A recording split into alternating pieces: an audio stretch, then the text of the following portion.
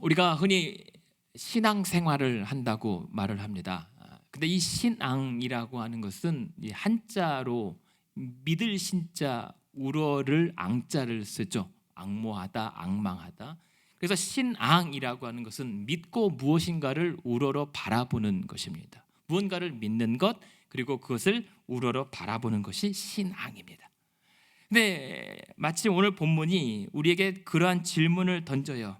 당신들은 신앙하면서 믿는 것이 무엇이고 또 바라보는 것은 어디인가? 여러분, 신앙생활하면서 오늘도 여러분이 믿는 것은 무엇이고 어디를 바라보며 나아가고 계십니까? 아니, 신앙하고 계십니까? 이 질문을 던지면서 본문은 시작합니다. 지금 이 본문에 나타나는 세례 요한은 감옥에 갇혀 있습니다. 이 감옥에 갇힌 이유는 당시에 헤롯 안티파스라고 하는 왕이 있었는데요. 이 왕이 동생 빌립의 아내를 빼앗아서 자기 아내로 삼습니다. 그러니까 부정한 일을 저질러요. 그래서 참지 못하고 세례 요한이 그 왕의 부정함을 공개적으로 책망하고 비판하는 바람에 붙잡혀서 감옥에 들어와 있습니다. 근데 이 세례 요한이 누굽니까? 세례 요한은요, 뱃속에서부터 예수를 위하여 잉태된 자입니다. 예수의 길을 예비하기 위해서 아예 태어날 때부터 딱 짝지어진 사람이 세례 요한이었던 거죠. 그래서 이 세례 요한이 예수님의 길을 준비하기 위하여 하나님의 말씀이 그에게 임했던 때가 누가복음에 보면은 그때 황제가 15년째 다스리던 해라고 나옵니다. 이를 추정해 보면 세례 요한은 예수님보다 6개월 먼저 태어난 사람이거든요. 그러니까 예수님이 공생애를 시작할 즈음 29 혹은 30대 초반, 그러니까 30대 전후로 즈음에서 빈들에서 사역을 하기 시작했습니다. 그리고 그렇게 광야에서 사역하면서 예수님의 길을 예비하고 그 예수님에게 직접 세례까지 베풀었죠. 그리고 예수님께 세례를 베풀면서 그가 바로 하나님의 사랑하는 아들이라고 하는 하늘의 음성까지도 같이 들었을 것이 분명합니다. 그렇게 요한의 인생은 온통 예수 한 분께 맞춰졌습니다. 그래서 예수의 복음을 위해서 지금 황제의 비판도 서슴지 않을 만큼 모든 것을 헌신했습니다. 모든 것을 바쳤습니다. 그런데 결과는 감옥입니다. 그렇게 예수 한 분만을 위해 평생 태어날 때부터 살아왔던 내 인생의 최종 결론이, 그 대가가 감옥에 갇혀 있다라고 하는 이 상황을 어떻게 받아들였을지 그 요한의 심경이 궁금합니다. 그리고 마태복음 4장에 보면 예수님은 이 요한이 붙잡혀 감옥에 들어갔다는 소식을 듣고 그제야 본격적으로 자신의 사역을 시작합니다. 왜 하필이면 그때였을까? 또 예수님의 마음도 궁금합니다. 그리고 갇힌 지 시간이 얼마나 지났을까? 이 요한은 감옥에서 예수님의 바깥 소식을 듣게 돼요. 예수님이 지금 굉장한 능력과 치유와 기적을 행하면서 그 예수의 복음이 모든 사람들에게 지금 전파되고 있다. 근데 그 소식을 감옥에서 듣고 있는 요한의 마음은 어땠을까요? 주를 위해 자기는 열심히 사역했는데 갇혀있는 이 자신, 내가 그를 위해 살아왔지만 막상 예수님의 그렇게 활발한 바깥 소식을 들으면 자신의 처지가 더 우울하게 되었을지도 모를 일입니다. 이런 상황에서 갇힌 세례 요한이 예수님께 질문을 던져요. 그런데 그 질문이 무엇이었냐면, 예수님, 그렇다면 나는 언제쯤 이 감옥에서 나갈 수 있겠습니까?에 대한 것이 아니에요. 그 질문은 바로 11장 3절에 보면 요한이 가장 시급하게 예수님께 던졌던 질문은, 예수께 여짜오되 예수여, 오실 그이가 당신 맞습니까? 아니면 우리가 다른 메시아를 기다려야 합니까? 세례 요한에게는요, 자신이 감옥에서 나갈지 안 나갈지, 죽을지 살지의 안위보다 더 중대한 문제가 있었습니다. 자신의 인생을 다 걸어서라도 더 중요한 문제가, 당신이 메시아 맞습니까? 내가 그렇게 평생 준비했던 당신이 바로 오신다던 메시아가 맞는지 아닌지, 아니면 다른 일을 기다려야 하는지가 요한에게는 시급한 문제였어요. 왜냐하면 불안했거든요. 그 예수님이 하나님의 아들이라는 사실을 믿으면서도 지금 내심 갇혀있는 처지에 불안해집니다.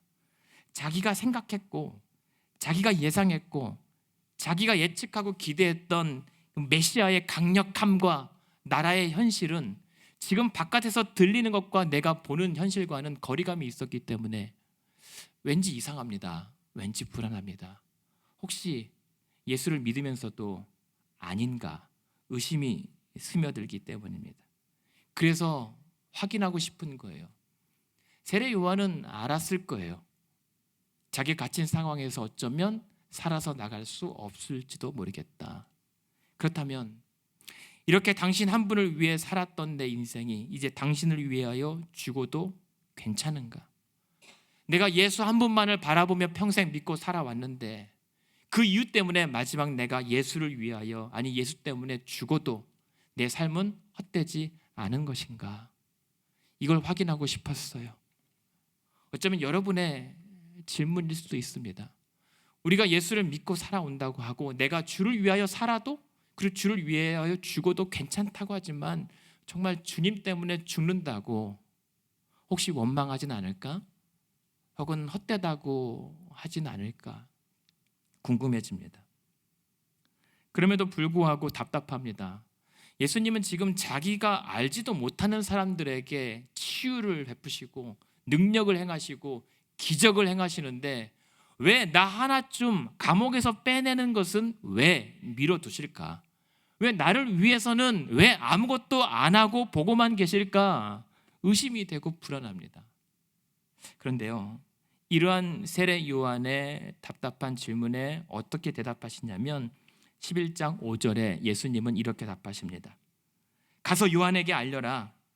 지금 맹인이 보게 되고 못 걷던 자가 걷게 되고 나병한 자가 낫고 못 듣는 자가 듣고 죽은 자가 살아나고 그렇게 가난한 자들에게 복음이 전파되고 있다. 증거되고 있다.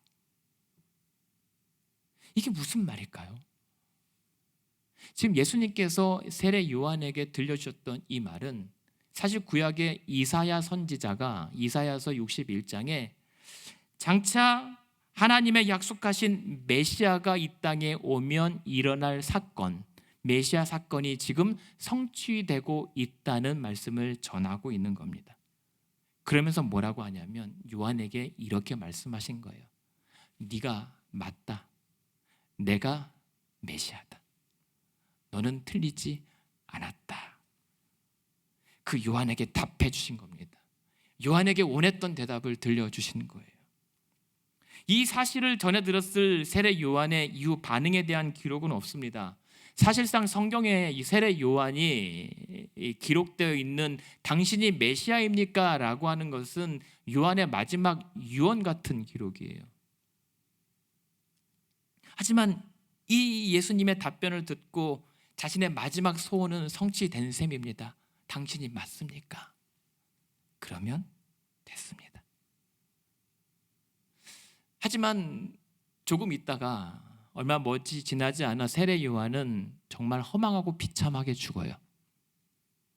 그렇게 평생 예수를 위하여 수고했던 사람치고는 그 누구도 어떤 성도도 닮고 싶지 않을 만큼 아주 비참하고 허망하게 죽습니다. 헤로디아의 딸에게 목베임을 당하죠.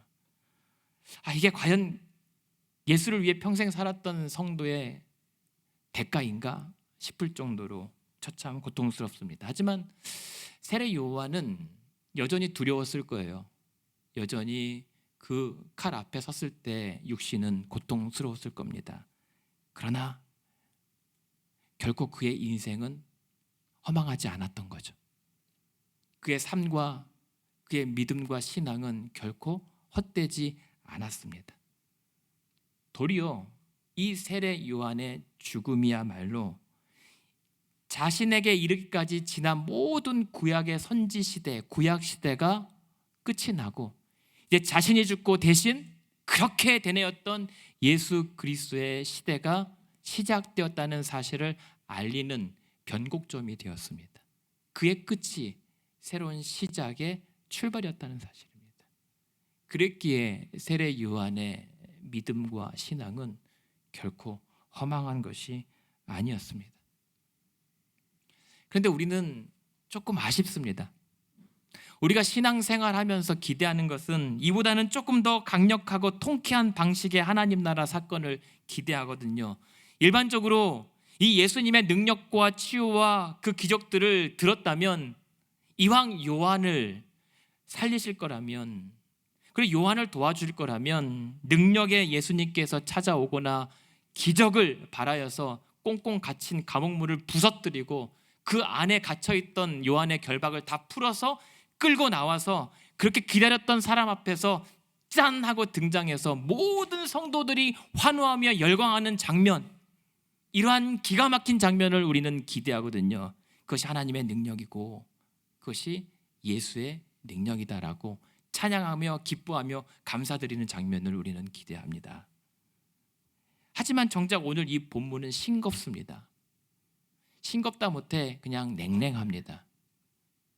그런데요, 그럼에도 불구하고 예수님은 아랑곳하지 않고 적당한 말로 요한을 위로하고 잘 될 거야 라고 달래는 것이 아니라 오히려 이사야 선지자의 말씀을 있는 그대로 덤덤하게 전했고, 그리고 그 약속대로 하나님은 자기를 통해 하나님 나라의 일들을 차근차근 이루시고 있다라고 하는 사실을 알려줬을 뿐입니다. 그런데 그것이 요한을 향한 예수님의 위로였던 겁니다. 우리를 향한 예수님의 위로, 요한에 대한 위로는 우리 육신의 기대대로 채워주는 것이 아니라 그럼에도 불구하고 하나님 나라의 계획을 전해주시는 것, 나의 갇힘과 실패와 슬픔과 고통 속에서도 결코 하나님은 망하지 않고 하나님 나라의 일은 확장되고 있다는 사실을 있는 그대로 보여주시는 것, 그것이 요한에게 유일한 위로가 되었던 것입니다. 그러면서 예수님께서 요한에게 덧붙여서 전해요. 11장 6절에 보면 누구든지 그러므로 나로 말미암아 실족하지 않는 자가 복이 있다. 무슨 말입니까? 그러므로 비록 나 때문에, 예수 믿는다는 이유 때문에 예수의 이름으로 핍박받아 이 땅에서 멸망하고 죽어가는 것처럼 버릴지라도 믿음에 넘어지지 않고 실족하지 않고 예수를 끝까지 붙잡아 믿음을 저버리지 않는 자가 복이 있다. 그래서 10장에도 이렇게 말씀하시죠. 끝까지 견디는 자는 구원을 얻을 것이다. 그 말씀하는 거예요. 그러므로 요한아, 끝까지 힘내라. 그렇게 예수님은 사실상 이 세례 요한을 위로하고 격려하고 있었던 거예요. 지금 세례 요한에게 가장 필요한 위로는 다른 사람들의 격려가 아니라 내가 오직 위에서 살았던 예수님 한 분만이 나의 유일한 위로가 되었기 때문에 그 예수님이 자신을 향해서 끝까지 견뎌라, 힘내라 말씀하셨던 그 사실이 그 감옥에 갇혀 죽어가는 요한에게는 가장 큰 힘이었던 겁니다. 혹시 여러분 오늘도 그와 같은 분 계십니까? 평생 믿음대로 살고 오늘도 지난 한 주간도 숨가쁘고 버거운데 그래도 믿음 버리지 못하고 예수 의지하면서 여기까지 살아왔고 또 그 예수 때문에 손해를 감수하고 그래도 평생 수고한 대가가 고작 이것인가 실망스러운 분 계십니까? 그렇다면 어디에서 여러분의 위로를 찾고 계십니까? 우리도 마찬가지입니다.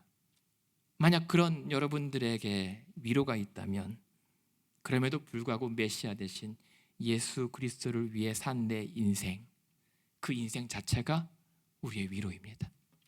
내가 주를 위해 살았다고, 그래서 지금도 그를 위해 살고 있다라고 하는 이 믿음 자체가 우리에게는 가장 강력한 위로입니다. 왜냐하면 그런 자를 예수께서 반드시 구원하실 것을 알고 있기 때문에 그것이 우리의 참된 위로입니다.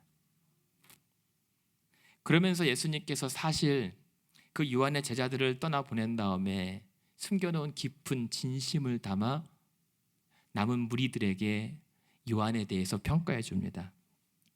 무슨 말씀입니까? 11절에 보면 남은 사람들에게 예수님께서 이렇게 얘기합니다. 내가 진실로, 정말 진실로 너희들에게 말해두는데 여자가 낳은 모든 사람 중에 저 세례 요한보다 큰 사람은 없다. 모든 선지자보다 사실 세례 요한은 가장 큰 자이다.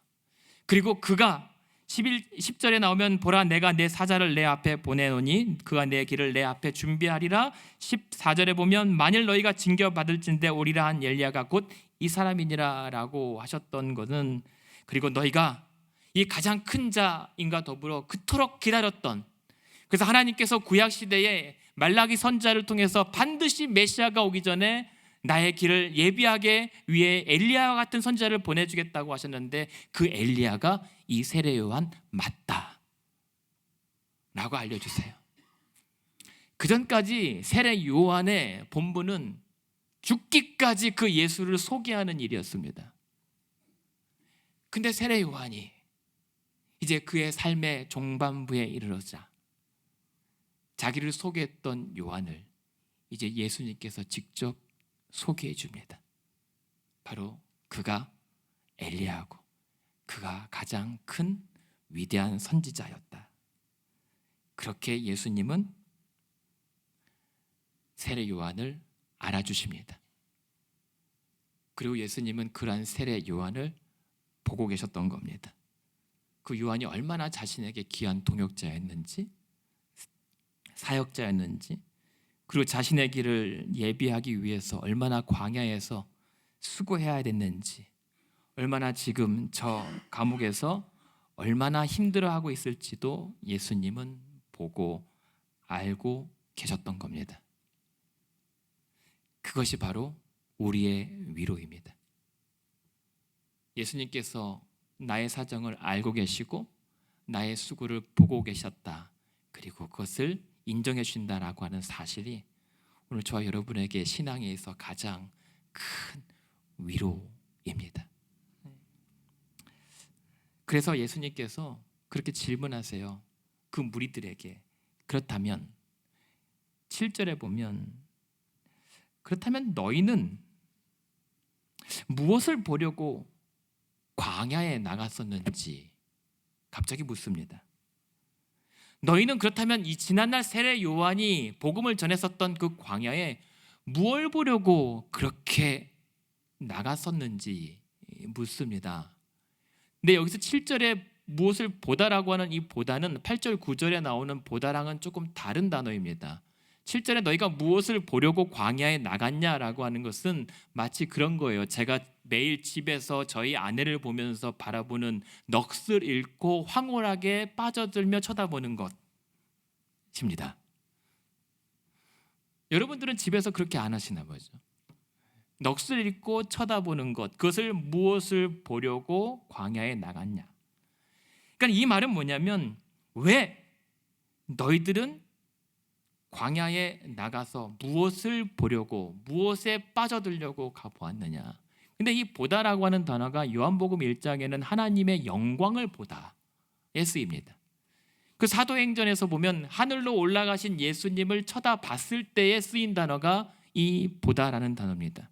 하나님의 영광을 보며 넋이 빠져 있고 하늘로 올라가신 예수님을 황홀하게 쳐다볼 때에 쓰이는 단어. 그렇다면 너희의 마음을 빼앗는 그것이 무엇인가? 너희는 무엇 때문에 믿는가를 묻고 있는 겁니다. 너희들의 믿음의 목표는 무엇인가? 그러면서 예수님께서 이어하시는 말씀이 7절 후반과 8절에 보면 너희가 무엇을 보러 나갔냐? 혹시 흔들리는 갈대이냐? 아니면 부드러운 옷을 입은 사람들이냐라고 얘기합니다. 갑자기 흔들리는 갈대를 왜 얘기를 할까요? 흔들리는 갈대는 뭐냐면 당시 헤롯 안티파스를 가리키는 상징의 문양이 갈대입니다. 그래서 이 헤롯 왕을 가리키기도 하고 동시에 그때 당시에 사용하던 화폐에 이 갈대 문양을 새겨 넣습니다. 돈이에요. 그러니까 이 흔들리는 갈대라고 한다는 것은 엄밀히 말하면 왕 혹은 돈입니다. 그리고 부드러운 옷을 입은 사람이 누구인가? 그런 사람들은 왕궁에 있다라고 얘기했던 것은, 부드러운 옷은 결국은 출세입니다. 명예입니다. 그러니 예수님께서 이 남은 무리들에게 너희는 왜 복음을 듣고 왜 나를 믿는가라고 했을 때, 혹시 흔들리는 갈대인가 부드러운 옷인가는 혹시 너희들의 믿음에 기대하는 바가 돈과 출세 아닌가 묻는 겁니다. 아니면 10절에 9절에 보면 뭐라고 합니까? 아니다. 그렇다면 너희가 어찌하여 나갔더냐? 너희가 선지자를 보기 위함이 아니었더냐? 너희가 나를 믿는 이유, 너희가 광야로 나가 보려고 했던 것은 그 돈과 출세가 아니라 선지자, 즉 하나님의 말씀을 듣기 위함이고, 그 선지자를 통하여 이루신다는 하나님 나라의 일을 보려고 나왔던 것이다 라고 예수님께서 정해 주시는 겁니다. 그게 우리의 신앙이라고 하는 거예요. 우리가 믿고 무엇을 바라보는가, 무엇을 보고 있는가, 무엇을 위해 믿는가, 우리에게 묻습니다. 여러분은 지금 무엇을 위해 신앙하고 있습니까? 혹시 흔들리는 갈대와 부드러운 옷을 쫓고 있는 것은 아닌가? 그러나 여러분 아시잖아요. 그렇게 흔들리는 것들과 결국은 날과 헤어질 것들은 우리의 인생을 위로해 주지 못합니다. 그것이 흔들리고 낡아지면 우리의 인생 자체도 따라 흔들리고 낡아지기 때문입니다. 우리는 그 사실을 잘 압니다. 그럼에도 불구하고 이따금 종종 헷갈려 합니다. 그래서 예수님은 말씀해요. 놀랍게도 그러한 우리의 연약한 신앙임에도 불구하고 저와 여러분이 이 세례 요한보다 더 크다라고 말씀하세요. 갑자기 이게 무슨 말씀이죠? 11절에 다시 한번 보시겠습니까? 여자가 낳은 자 중에 이 세례 요한이 가장 크다라고 하시면서 그러나라고 얘기해요. 그러나 천국에서는 극히 작은 자라도 그보다 크다라고 하는 것은, 저와 여러분은 지금 이 세례 요한 위대한 선지자보다 더 큰 자라고 예수께서 평가해 주시는 겁니다. 이게 왜 우리를 자꾸만 높여 주실까요? 조금 전까지 세례 요한이 가장 높다고 높이실 때는 언제고, 이제 와서는 가장 세례 요한이 낮다라고 낮추세요. 왜냐하면요, 지금 세례 요한은 평생을 다 바쳐서 애썼지만 정작 당사자는 못 봤어요. 뭘 못 봤죠? 요한이 그렇게 예비했던 예수의 하나님의 나라가 어떻게 이 땅에 마침내 세워져 가는지를 보지 못했어요. 그러고 죽었어요. 그러나 세례 요한은 못 봤던 것을 우리는 그 이 땅에 하나님의 나라가 주의 십자가로 어떻게 세워졌는지, 그리고 세워지고 있는지를 목격했기 때문에 세례 요한보다 더 큰 경험과 은혜를 체험한 우리가 세례 요한보다 더 크다라고 말씀하셨던 거예요. 만약 저와 여러분이 이 아침에 이 시간에 우리가 신앙하면서 그 주의 하나님 나라를 볼 수 있다면 여러분은 그 요한보다 큰 자 맞습니다. 여러분 하나님의 나라를 보고 계십니까? 주의 십자가로 세워진 그 하나님 나라를 바라보고 계십니까? 그 천국이 도래하고 있다. 그 천국이 지금도 우리를 찾아오고 있다라는 사실을 예수님은 우리에게 알려주십니다. 12절 보세요. 그리고 그 천국은 진노를 당하나니 침노하는 자는 빼앗는다라고 하는 아주 난해한 말씀을 하십니다. 근데 이 빼앗다라고 하는 이 단어를 중간태 혹은 수동태로 해석하느냐에 따라서 여러 해석이 있습니다만, 이 사실을 종합하면 모든 것을, 예수님은 지금 이 말씀하시는 겁니다.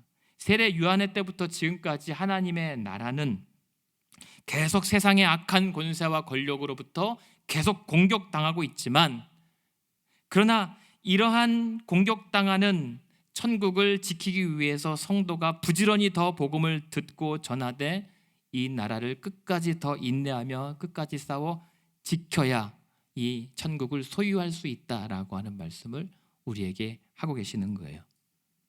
천국은 빼앗기기도 하지만 빼앗는 자의 것이라는 겁니다.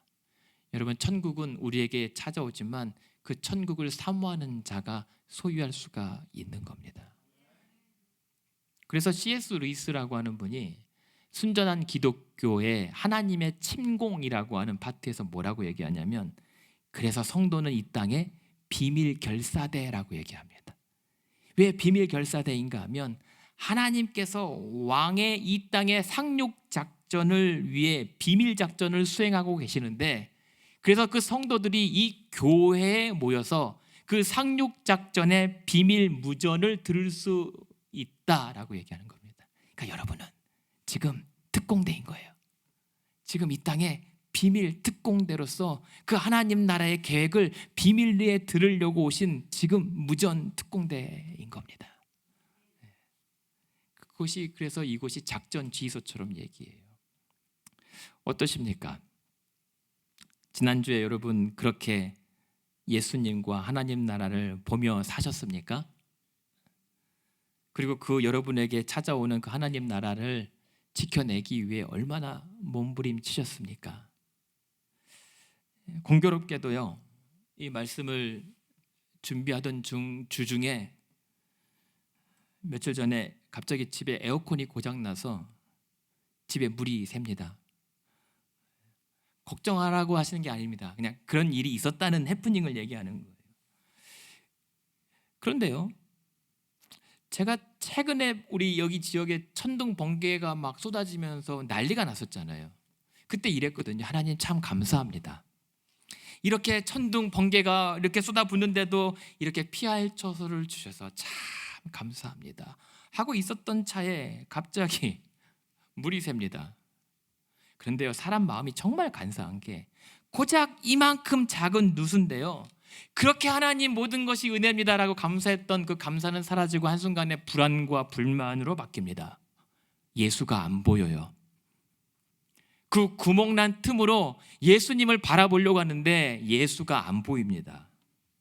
그리고 오히려 그 속은 멀쩡해 보이는데 조금만 건드려도 다 망가질 위태로워 보였던 속이 다 보이니까, 이 상태를 보면서 스윗홈이 아니라 회칠한 무덤이 더 생각이 나더라고요. 회칠한 무덤 뭔지 아십니까?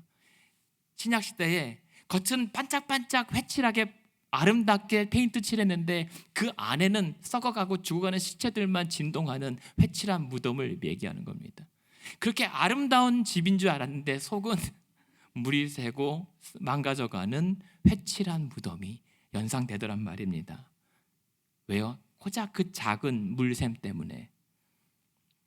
그래서 아니다, 하나님 나라를 더 봐야지, 하나님 나라를 더 봐야지, 저 틈새로 보이는 하나님 나라를 바라봐야지, 그 구멍틈으로 더 가까이 보이는 하나님 나라를 찬양해야지. 그런데 하나님 나라가 보이지 않습니다. 하나님 나라가 내게선 아주 멀리 떠나버린 것처럼 느껴집니다. 그러면서 생각을 했습니다. 하물며 세례 요한은 오죽했을까?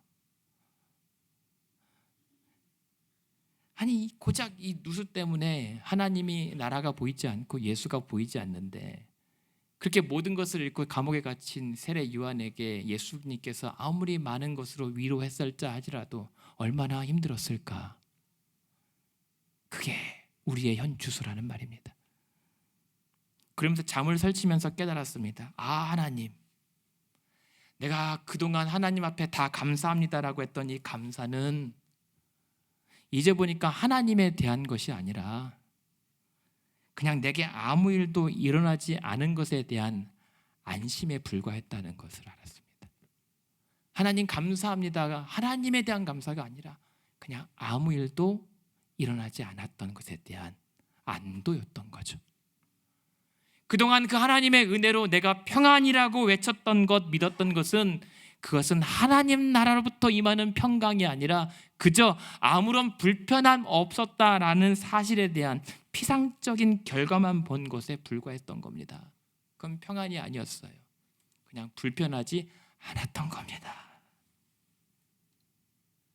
너무 부끄러웠습니다.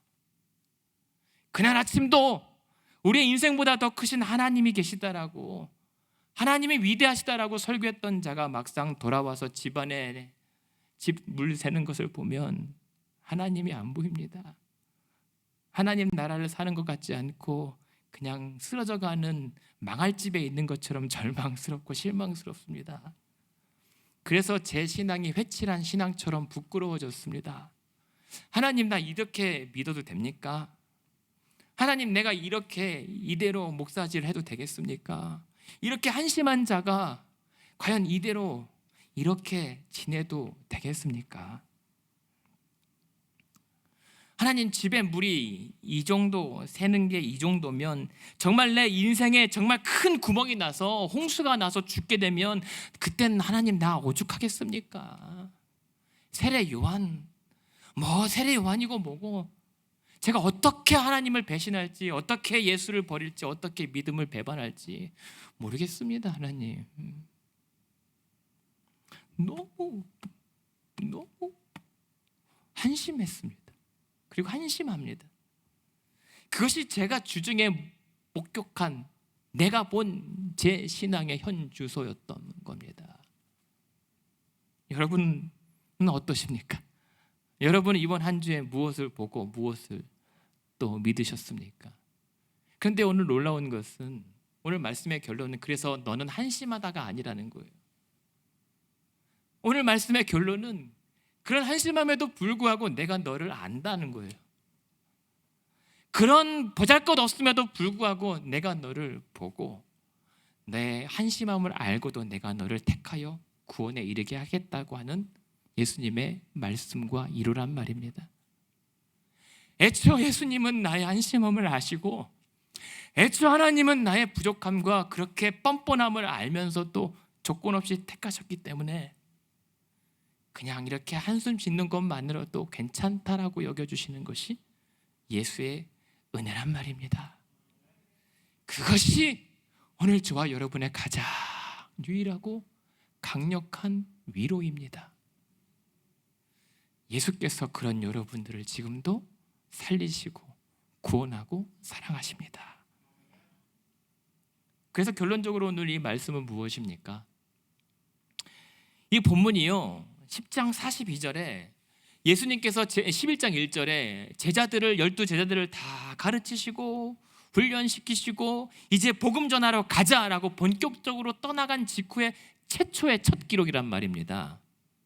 왜 하필 요한의 갇혀버린 현실과 이 죽어가기 전에 던졌던 질문을 그 복음 사역의 본격적 첫 기록으로 여기에다 배치해 두었을까? 예수 그리스도를 따르는 제자의 모습과 그의 나라 천국을 사모하는 자의 자세가 이래야 한다라고 하는 모본으로, 샘플로 우리에게 제시하고 보여준 셈인 겁니다. 적어도 예수를 믿는다고 한다면, 적어도 하나님 나라 소유한 자라면 이 정도는 돼야 할 것이다, 이 정도는 각오해야 될 것이다 우리에게 말씀하고 계시는 거예요. 그러면서 오늘 말씀 앞에서 저와 여러분에게 하나님은 물으십니다. 우리의 신앙은 어디를 바라보고 있는가? 우리는 무엇을 믿고 있는가? 오늘 말씀은 그래서, 그러나 우리의 믿음과 신앙이 다시 봐야 할 것은 오직 예수 그리스도와 그의 하나님 나라라는 사실을 우리에게 다시 기억나게 하십니다. 여러분, 우리가 신앙생활에서 바라볼 게 있다면 예수님 한 분입니다. 그리고 예수가 우리로 살게 하실 하나님 나라입니다. 왜냐하면 그 예수께서 나를 위하여 대신 십자가에서 죽으셨기 때문입니다. 그의 자기 피값으로 나의 생명을 대속해 주셨기 때문입니다. 그래서 이제 나는 주님의 소유되었기 때문입니다. 그래서 사나 죽으나 예수님만이 나의 진정한 위로 되십니다. 그것이 여러분의 유일한 위로입니다. 그래서 설령 내 현실이 깜깜하고 감옥에 갇혀 있는 것처럼 차가울지라도, 마치 성경에 등불을 준비하며 신랑 기다렸던 처녀들처럼 반드시 오겠다고 했던 다시 오실 신랑 예수를 감옥에서도 처참함 속에서도 기다리는 것이 신앙입니다. 그래서 결코 다시는 녹슬고 낡지 않은 그 십자가 기둥으로 풀매겨서 견고하고 튼튼하게 세우신 그 하나님 나라와 그 하나님 나라의 도래를 더 더 넋을 잃고 집중하여 바라보는 것, 그게 우리 신앙이어야 합니다. 여러분, 다른 거 보지 마세요. 다른 거 보지 마세요. 흔들리는 갈대 따위에 마음 빼앗기지 마세요.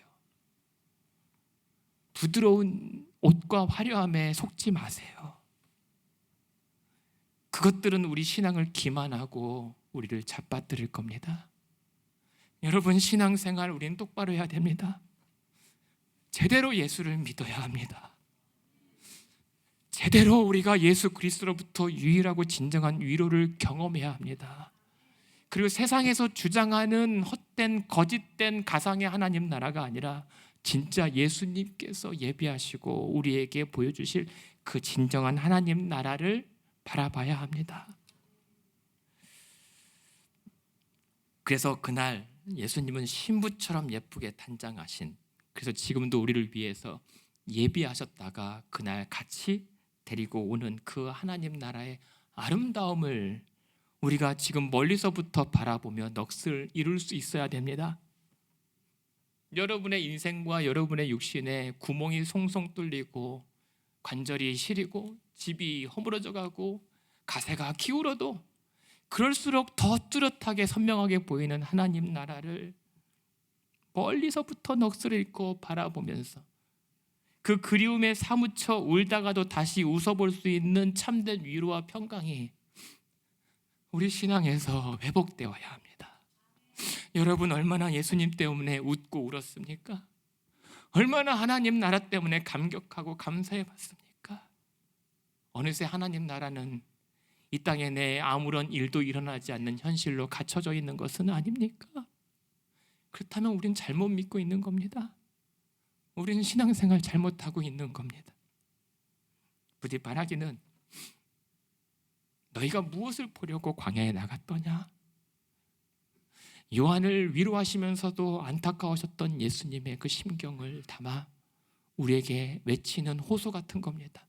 너희가 무엇을 보려고 지금 믿고 있느냐? 너희가 무엇 때문에 교회에 나와 있느냐? 그것은 오직 예수와 하나님 나라 때문이어야만 한다. 어쩌면 이번 한 주 여러분들의 현실이 이 세례 요한처럼 지난 광야에서 활약했을 때는 그래도 열정이라도 있었고 열기라도 있었죠. 그러나 세례 요한이 갇히고 나니까 열정도 열기도 다 소용이 없습니다. 어쩌면 여러분들의 현실도 지난날의 열광과 열정과 영광과 열기 온데간데 없고 오히려 현실은 이 감옥처럼 차갑고 음습할 수 있습니다. 아프고 피곤하고 괴롭고 여전히 물새고. 그래도요, 그럼에도 불구하고 우리가 오늘 고백해야 될 것은 주여, 예수여, 나의 구주신 예수여, 당신이 나의 구주이십니다. 나의 구원이십니다. 나의 소망이시고 나의 위로이십니다. 그러하시기에 내 연약한 모습 이대로도 괜찮으시다면 주님의 뜻 이루시옵소서. 그렇게 나아가면서 주여, 나로 흔들리는 갈대 따위에 마음 빼앗기지 않게 하시고 부드러운 옷 입은 이 왕궁의 화려함에 내 믿음 흔들리지 않게 하시고 오직 나로 예수 그리스도와 주의 하나님 나라를 끝까지 응시하며 바라보며 나아가는 신앙 되게 하여 주시옵소서. 그렇게 구하고 회복받는 신앙의 성도와 교회 되기를 주님의 이름으로 축원합니다.